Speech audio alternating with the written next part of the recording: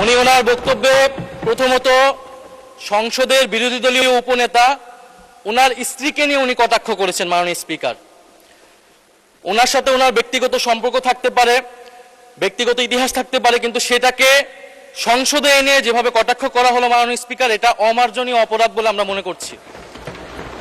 মাননীয় স্পিকার, বিরতির ঠিক আগে সরকার দলীয় মাননীয় একজন সংসদ সদস্যের বক্তব্যকে ঘিরে যেই অনাকাঙ্ক্ষিত পরিবেশ এবং বিশৃঙ্খল পরিস্থিতি এখানে তৈরি হলো, যদিও আপনি তার বক্তব্যের সেই অংশটুকুকে এক্সপান্স করেছেন, এই জন্য আপনাকে ধন্যবাদ জানাই, কিন্তু এই বিষয়ে আমাদের বক্তব্য আছে। আপনার কাছে অনুরোধ যে আমাকে 2 মিনিট সুযোগ দেওয়ার জন্য।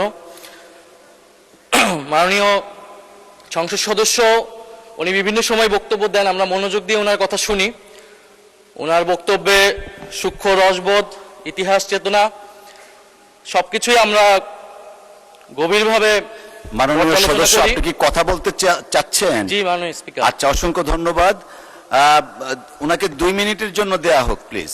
মাননীয় স্পিকার, আজকে উনি ওনার বক্তব্যে যা বলেছেন তা আসলে সংসদীয় রীতিনীতি এবং আমাদের সাংবিধানিক অধিকার সকল কিছু সীমাকে অতিক্রম করে গিয়েছে।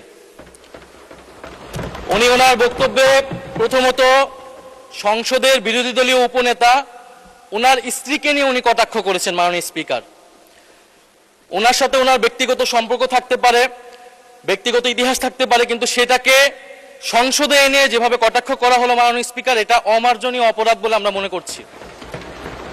দ্বিতীয়ত, উনি বিরোধী দলের মহিলা এমপিদের, আমাদের নারী সংসদ সদস্যদের তাদের পোশাক নিয়ে যে ধরনের কথা বললেন, তাদের ধর্মীয় স্বাধীনতাকে হরণ করার সম্পর্কিত যে ধরনের বক্তব্য দিলেন, এটাও মাননীয় স্পিকার আমরা মনে করি একটা অমার্জনীয় অপরাধ।